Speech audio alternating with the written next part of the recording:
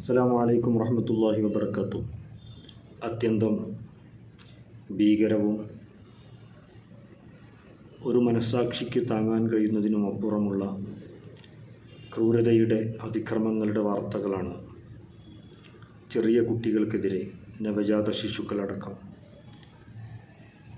ചെറിയ പ്രായത്തിലുള്ള പിഞ്ചോമനകൾക്കെതിരെ നമ്മുടെ ഈ പ്രബുദ്ധമെന്ന് പറയുന്ന, സാക്ഷരമെന്ന് പറയുന്ന, ദൈവത്തിൻ്റെ സ്വന്തം നാടെന്ന് പറയുന്ന കേരളത്തിൽ നിന്ന് നമുക്ക് കേൾക്കാനിട വരുന്നത്. ഈ അടുത്താണ് രണ്ടാനച്ഛനിൽ നിന്ന് ക്രൂരമായ പീഡനമേൽക്കേണ്ടി വന്ന 1.5 വയസ്സുകാരൻ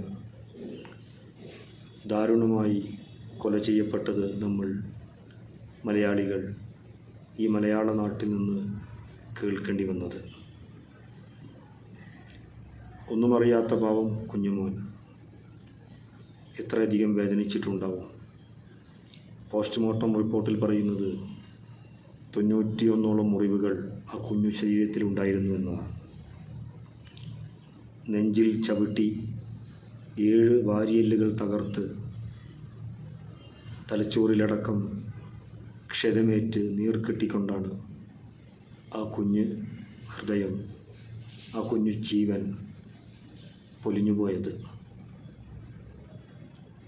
കുട്ടികൾക്കെതിരെ നടക്കുന്ന അതിക്രമങ്ങൾ ഒരു കാരണവശാലും വെച്ച് പൊറുപ്പിക്കാൻ കഴിയില്ല.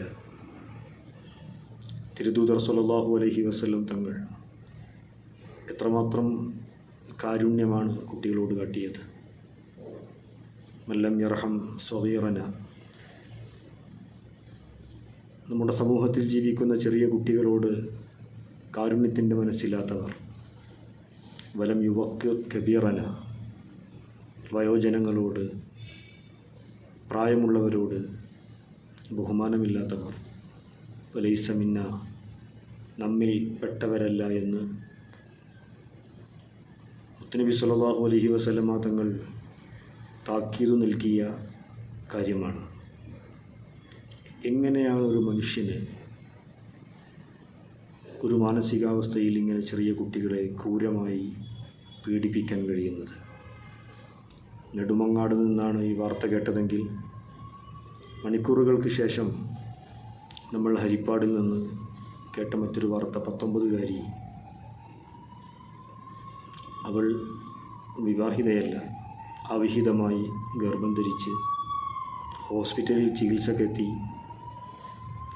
ഹോസ്പിറ്റൽ അധികൃതരെയും ഡോക്ടർമാരെയും കബളിപ്പിച്ച് വയറുവേദന എന്നും പറഞ്ഞ് പരിശോധിക്കാൻ സഹകരിക്കാതെ ശുചിമുറിയിൽ ഒരു കുഞ്ഞു ജീവന് ജന്മം നൽകി. ആ ചോര പൈതലിനെ ടോയ്ലറ്റിൻ്റെ വെന്റിലേഷനിലൂടെ പുറത്തേക്ക് എറിഞ്ഞ സംഭവം. ആ കുട്ടിക്ക് ഭാഗ്യം, ജീവൻ തിരിച്ചു കിട്ടി. ആ പെണ്ണിന് മനമാറ്റമുണ്ടായി. ആ കുട്ടിയെ തിരികെ വേണമെന്ന് പറഞ്ഞ വാർത്തകൾ നമ്മൾ കേട്ടു. ഇങ്ങനെ എവിടേക്കാണ് നമ്മുടെ നാട് പോയിക്കൊണ്ടിരിക്കുന്നത്? രണ്ടാനച്ഛനിൽ നിന്ന് ക്രൂരമായി പീഡനമേൽക്കേണ്ടി വന്ന 1.5 വയസ്സുകാരൻ എത്ര വിഷമിച്ചിട്ടുണ്ടാവും. ഈ ലോകത്തെ എത്രമാത്രം ശപിച്ചിട്ടുണ്ടാവും.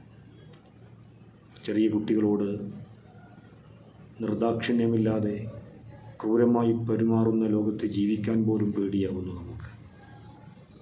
നമ്മുടെ പിഞ്ചോമനകൾ എത്രമാത്രം സന്തോഷത്തിൽ ജീവിക്കേണ്ടവരാണ്, എത്രമാത്രം സ്വാതന്ത്ര്യം ആഗ്രഹിക്കുന്നവരാണ്.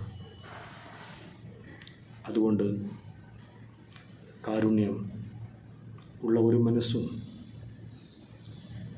ഈ ദുഃഖവാർത്തയിൽ ഒന്ന് പിടയാതിരിക്കില്ല. അക്രമികൾക്ക് ഒരു തരത്തിലും രക്ഷപ്പെടാനുള്ള ഒരു പഴുതുകൾ ഉണ്ടാക്കാത്ത വിധം നല്ല ശിക്ഷകൾ കൊടുക്കണമെന്നാണ് നമുക്ക് പറയാനുള്ളത്.